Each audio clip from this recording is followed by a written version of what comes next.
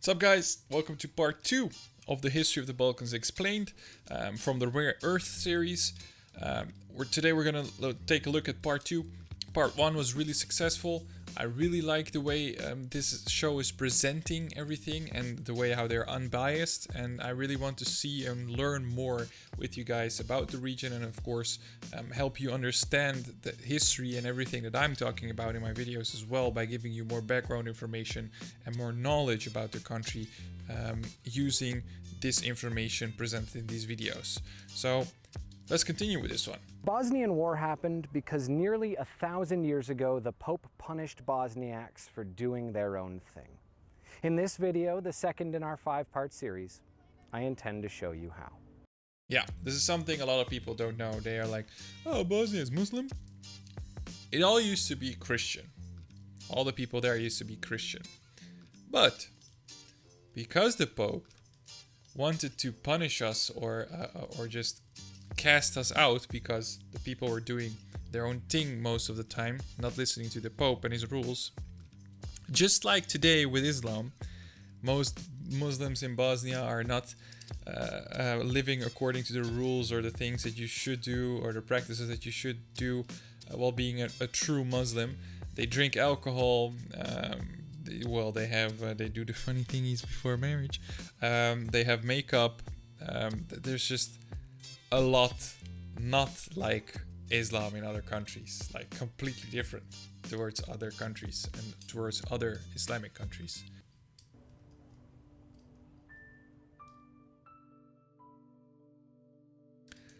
The Ottoman rise and fall. In 1463, just as they'd done with the rest of the Balkans, the Ottomans conquered Bosnia. Their Christian king cried out to his neighbors for help, but none answered his call. The Ottomans killed him, divided his kingdom, and set up an Islamic administration that would last for nearly 400 years. This is what I mean with the Bosnian flag video explained. I told you guys that I was fond of the flag, the white flag with the original Liljane, and the flag was used during the war for the first independent flag of the Republic of Bosnia and Herzegovina. That's because we have suffered and have been left alone through thousands of years. And finally, we got our own independence while fighting for it ourselves, by ourselves. And just like all those before them, when they came across differences in culture and religion, they aimed to change them. They converted, they pressured, and they killed. But it wasn't just about being good Muslims, it was about control.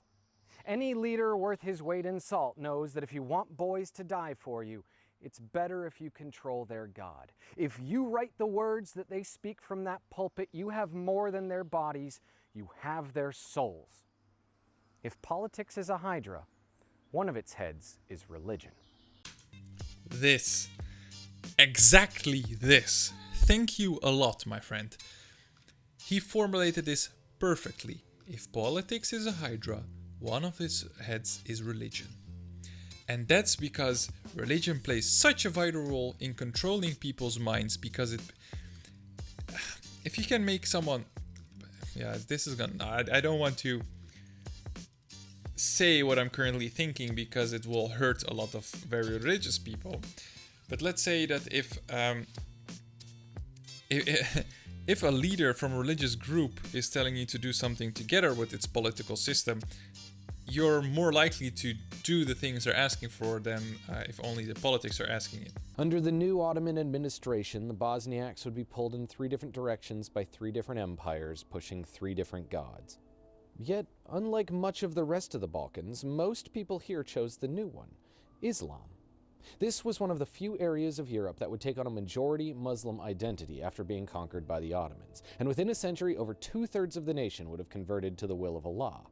But the reason why likely had more to do with the politics of Christianity than it did with Islam. Because when those first Muslim missionaries arrived here in Bosnia, they found a soil ready for their seed. It wasn't that the Bosniaks were being offered something different. It wasn't that they themselves were different. They were just living on a religious fault line, and the spiritual history of this land has always been one of abuse. Power-hungry men wrapped in the cloth of God, lusting after their lands and tax returns. And at one point or another, they'd been treated as heretics by both sides of the Christian schism, and they certainly hadn't forgotten it. They'd even been the subject of a crusade. In the early 1200s, the Pope was getting quite annoyed with the Bosnian church. They kept claiming they'd follow his rules, and then when they went home to their remote mountain villages, they just did whatever the hell they wanted. Sounds like Bosnia today. Like, this is just typical Bosnians. Like, yeah, we're gonna do this and this and this. Goes back home, does something completely different. Like, yeah, whatever, dude. At home, Bosnians prayed in their own language. They chose their own clerics. They had their own understanding of the biblical text and the rituals it required. In their churches, the pulpit spoke to them, for them, and by them. It was a little schism all its own. To the pontiff, this was absolutely unacceptable. It wasn't which specific rules they were breaking per se, it was more the fact that they were breaking the rules at all. This was a land on the border of orthodoxy. And with the Great Schism only having just kneecapped his power, the Pope was not going to let this slide. They would do what he said, or he'd kill them. Or, more accurately, he'd ask around and find someone nearby who was willing to do the killing for him. Yeah, exactly, because the Pope is really, really holy, you know? He can't kill people like that. That's no bueno. And then this happens. And Hungary was more than happy to help. In fact, they'd been one of the ones who spurred it on. Like most crusades, this was more like a war of conquest masquerading as the will of God. They wanted Bosnia's land, and if the local people were heretical, it wasn't only internationally acceptable, but it was also legal. If God and man agreed, then Bosnia had to go. So Hungary's rulers made an unspoken deal with the papacy that they would crush the independent Bosniaks, and in turn they could trust the Pope to support their claim to any land they took. But the invasion failed. Those unholy holy warriors were stopped in their tracks, and the core of Bosnia remained very much so true to its beliefs, only now with a much more suspicious view of Rome. And perhaps not surprisingly, that story was the same on the other side. When Orthodox leaders were no less impressed with the independence of the Bosniaks, they made no fewer attempts to try to convert them either. They Exactly. too believed that they deserved control. Those little farmers and stubborn people fought off an army. The Bosnian souls, and their reasoning was they wanted them, and so they were willing to kill for them.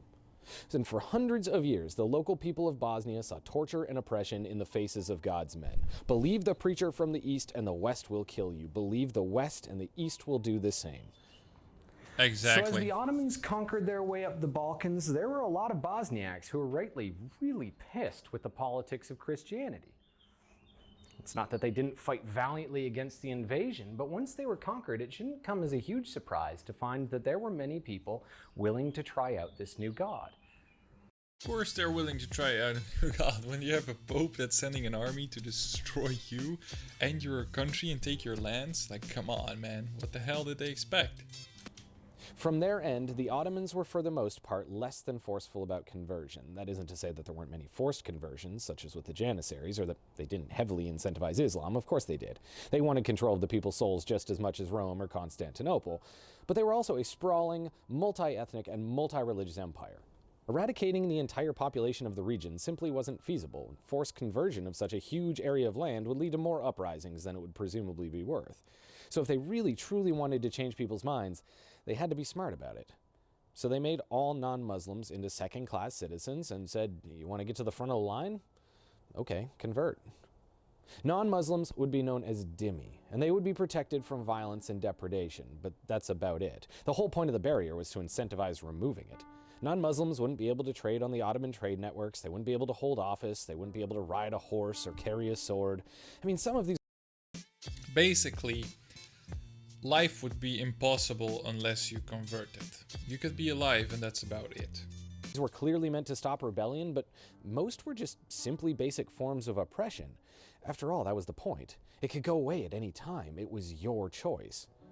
So for the most part, becoming a Muslim in the Ottoman Empire was a decision. It was the price you had to pay to make more money, to get more power. And for many of the already heretical followers of the Bosnian Church, that didn't really seem like that bad of a trade.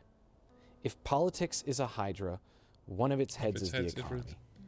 It's religion, not only economy. And as more of their people rose to positions of power, Bosniaks realized that in this regime, if they converted early, they could turn the tables and become the new ruling elite. Those on the bottom could rise to the top. Converting early was a way to get more respect from the empire, more power in their positions at home, and pay less tax in their communities. And it worked. Bosniaks became one of the empire's most prized citizens. They were given positions of power and influence. Despite just a generation before being looked down on by their peasant peers, these were now people at the forefront of a global society. To them, it was as simple as when they changed to Christianity in the first place. Exactly. And that's the whole point. And there's a lot of people making that. This is also a funny thing. When people say, yeah, there's still a good relationship between Bosnia and the Turks because of the Ottoman history, and I'm like, yeah, but they basically butchered us and gave us no choice in order to become Muslims in the first place. So I don't know if that's someone you're gonna call a friend, but the benefits after it were great, yeah, but was it worth it? And the way that it was performed? Probably not. Still better than the Pope treating us the way he did, though. It was the greatest treason they could possibly imagine. And as time progressed, just as with the schism before it, this new religious divide changed what it meant to be Bosnian. Language and culture were no longer at a crossroads for all people, because the more Bosniaks who turned Muslim, the more it pushed those who hadn't into the arms of their spiritual patriots. Orthodox Bosniaks found themselves now aligning with Serbs, the Catholics with Croats. Slavic identities divided down yet another fault line and became just, if not more important than the religious ones alongside them. In the eyes of Bosnia's Muslims, they were simply expressing the same religious freedom that had always defined this land. In a way, tolerance to heresy was a part of what it meant to be Bosniak. But in the eyes of both Orthodox and Catholic Bosnians, the Muslims had given up what it made to be Slavic. They were no different than the Turks. By the way, they keep recording these ninjas. This is how the Bosnians call them in the town, the Burkas. But these are tourists. There's almost no people in Bosnia wearing this at all, and being in this really extreme form of religion. Almost none of the people. So the fact that he's picked this shot to show it in this film or movie or video, however you want to call it, that's kind of biased, representing this image from something that's not even 0.2% of the country. Then the Avar, they were now just another other to see themselves reflected in. And if that wasn't enough, the realpolitik of governance only divided them further. For the next 400 years, Christian Slavic oppression came from a Muslim Slavic hand. The ruling elite may have lived in a nation of tolerance, but they were still the ruling elite. They taxed, they spent, and they crushed rebellion. Those who had seen their own religious freedoms fall before the pressures of empire were now the ones imposing it on others, and those others would not forget it. If politics is a hydra, one of its heads is identity. As the empire corrupted and rotted from the inside, its people rose in revolution. Taking to the ideals of ethnic nationalism now popular across Europe, the young Turks would drive a wedge into their own heart, creating a shockwave that would end up splintering the empire and causing genocides that feel raw even today. And just as with the Byzantines before them, the weakened Ottoman Empire began to fall to the uprising Slavs.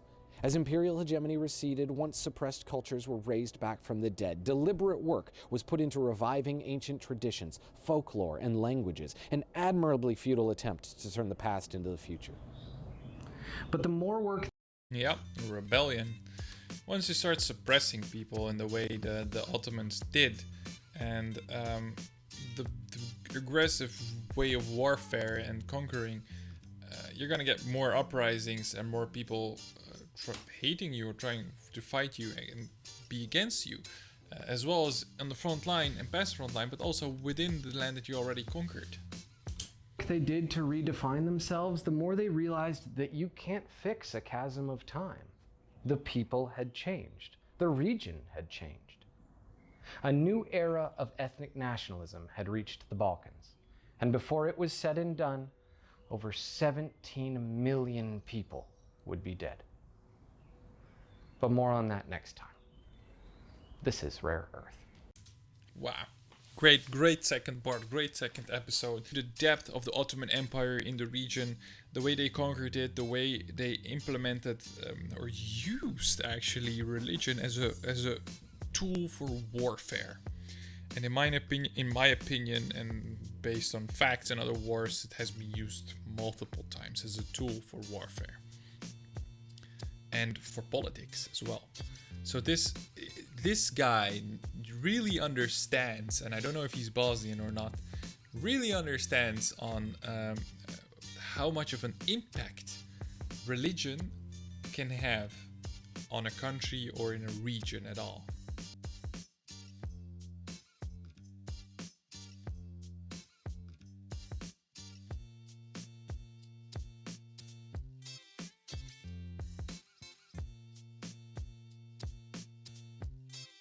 Perfect.